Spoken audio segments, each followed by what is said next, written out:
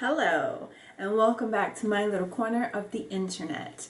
Now, as the title suggests, I am at the end of my 30-day social media detox. Let's start out with some facts. I am a Generation Xer, so Gen X. So that means that I am from a time before internet was even a thing. And without internet, there was no social media. So I knew a world before social media and the internet. And I'm also have my other foot in the post-internet, post-social media world. So I've been able to straddle both. So I thought that was important to state from the top, because a lot of people that come on and do these types of videos are millennials, and I think that that's the generation that was born into having the internet and having social media as part of their life for most of their formative years. So the second thing I want to just make very clear is, what exactly did I quit? So in this video, I am discussing quitting Instagram, which for me was the most addictive of social media accounts that I had. I'm still on Facebook, and at this moment I use Facebook for marketplace. I do sell some things on there, and I don't find that I am as addicted as I was to Instagram. Now that I'm a full month off of Instagram, I have noticed that my Facebook use has gone up. So that is something that I'm still trying to study and process. And, I don't know at this moment whether I'm going to jump and just delete it. So I will see. I will keep you up. But for the purpose of this video, I am talking about Instagram. I never had a TikTok account. I've never had a Twitter account. And I've never had any other social media accounts. Next, I want to talk about what prompted this decision. And I'm going to split this up into two categories. So the first is circumstances, and the next is opportunity. So for the first category, circumstances. So 2021 has been a year of awareness. It has been a tremendous year of personal growth. And most of the things that I ask myself when I think about my motives, my intentions, why I do certain things, is why. Why do I decide to post? Why do I decide to share what I share? Why do I do what I do? Why? So, as many of you know, I quit my job in January, and I've just been on this journey of I've been going to a therapist. I've been seeing a therapist regularly for the past 8 or 9 months. And I've been doing work with her to sort of clear some areas in my life and just give me the focus and the tools that I need to continue through my healing process. So I think that's important to note, because I will talk about, the opportunity part, but I thought it was important to give that context, because I don't think if I hadn't done the work before, I would have truly considered and actually really was honest with myself about what social media meant to me, what it was doing to me emotionally and physically and spiritually. And I would not have been able to make the decision that I am now in a position to make. Those are the circumstances. Now, opportunity. So last month in October, I had purchased a new phone. I got the iPhone 13, and I was in the process of moving over all of my photos and files and apps and all those things onto my new phone from my old phone. So I had downloaded the apps for Facebook and Instagram, and I was able to access Facebook pretty quickly, but Instagram I was locked out of, and I couldn't figure it out. So at the time I was using both of my phones, my old phone and my new phone. Then October 4th happened. So October 4th was the day that Facebook, Instagram, and WhatsApp went blank. It just blacked out. In that time, those 6 or 8 hours, I felt such relief. I felt relief because I could not post. I literally could not post. I could not check to see what anyone else had posted. It was decided for me. I had been the decision, quote unquote, my decision had been taken away from me. And I was relieved. I felt relieved to be unplugged. And when I thought about those two things, so that I couldn't log on my iPhone, and then, we had that blackout, and I saw in real time the relief that I felt not being able to post, not being able to see what other people are posting. It was then that I decided I am done.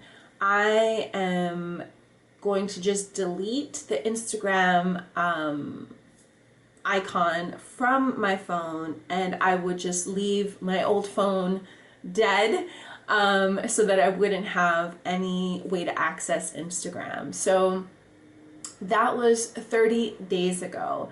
So now I want to jump into the next part of my video, is what I have learned in these past 30 days. So the first thing is, withdrawal from any addiction is very real, and social media is no different. In one of my earlier videos that I shot in October, and I was probably on my second week or nearing my second week of this, Instagram detox, I was feeling quite sad. I was feeling disconnected. I felt I didn't know what other people were doing. I didn't know, I wasn't going through all these dance videos, what's the trending song, what's the trending dance, I had no access to it, and it made me sad. I also had, oftentimes I would reach for my phone when there was dead time, right? So let's say I'm at a light in my car, I'm at a light and there's nothing to do, I'll grab my phone. I'm online at the supermarket and, I have nothing to do, I'll grab my phone.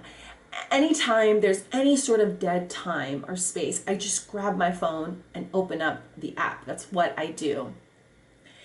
I didn't have that option anymore. So I found myself checking my emails constantly. I was, as I said before, going onto my Facebook and definitely checking the feed more often, but it wasn't the same kind of fix that I normally got through Instagram. So it was fine as a sort of substitute, but it was definitely not filling in my appetite for social media content. So the first 2 weeks, I will say, were pretty difficult. And then I started to turn a corner, and the free time that I had, I decided to just sort of let my brain just rest. I could just sit and just be still, my focus has gotten a lot better because I am able to watch a movie from start to finish without the need to grab my phone and look for another distraction or something else to do. Another thing is, my FOMO turned into JOMO. Fear of missing out turned into joy of missing out. So I didn't know what other people were doing. I didn't know what they were eating. I didn't know what coffee orders they put in. I didn't know, if they were moving into another apartment, redecorating, if they were whatever. I didn't know anything. I was completely disconnected. And even though at first it was hard, it was hard because I wanted to know. I kind of settled into, what, if I really want to know, I can call that person up. If they're my friend, we can schedule, a meetup. Maybe we can go for a walk. we can catch up with one another in a real connected way, as opposed to me just voyeuristically witnessing her life or his life. And that has been a definite change.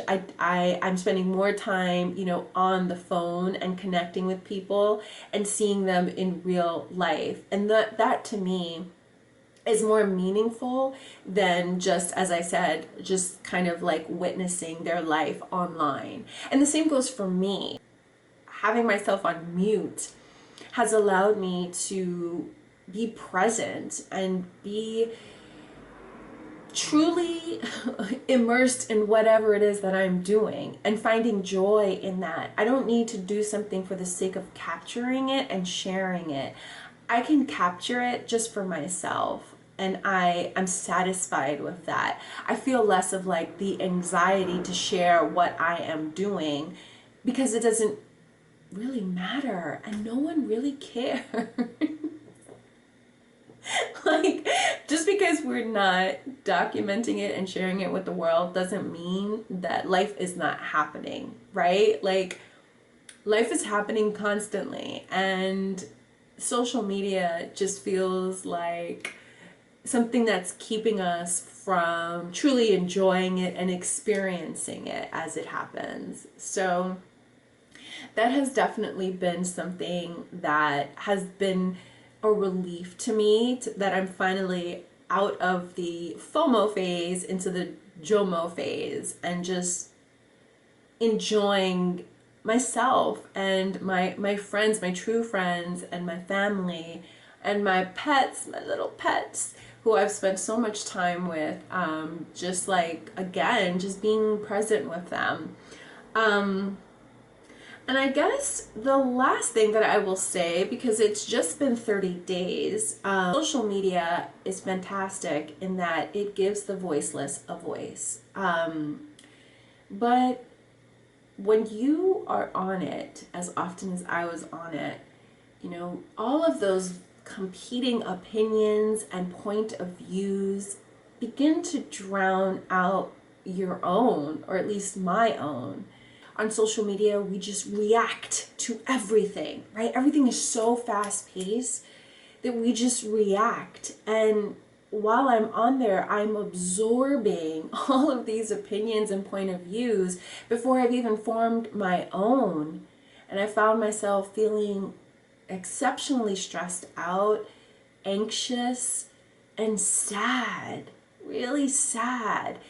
If you've heard of the doom scrolling, where it's just like an avalanche of terrible, terrible things that you just constantly filter through every day on various platforms, and not having those voices, and I guess not being in the know, is the best sort of break or gift I can give myself. Now I am trying to find ways to incorporate news into my life, and part of that is also limiting my news, my access to news. So I will limit it in the morning for 45 minutes. I'll listen to like NPR or something, just so I can get the headlines and I can know kind of like, I can be brought up to speed on what's happening since I fell asleep. But I'm also learning that I don't need to know everything. And just trying to find the balance of like, protecting myself, protecting my mental health, protecting, my own inner voice, allowing space for my own opinions to form, allowing space for creativity, allowing space for nothing, right? For nothing, for long walks, completely unplugged, for, long stretches of rest without, access to, anybody's feed or breakfasts or whatever. And that has been probably the most enlightening, or the best part of this social media detox is understanding I don't need to know everything. We live in a world where, you know, we can access so much from just like the tip of our fingers. Like everything is there, but I've been asking why? You know, why? I can definitely be a good person and a good citizen without constantly being connected. It's important to really tune into that part of who you are, who we are, and how we connect. And social media definitely claims to connect people, but has it? I don't know. Alright, so that is it for this video. If you are looking or thinking of doing a social media detox, drop me a line in my comments. I would love to chat with you and see what your thoughts are. Or have you done a social media detox before? How did you come back to it? Or did you not come back to it? Leave that all in my comments. See you in the next video. Bye.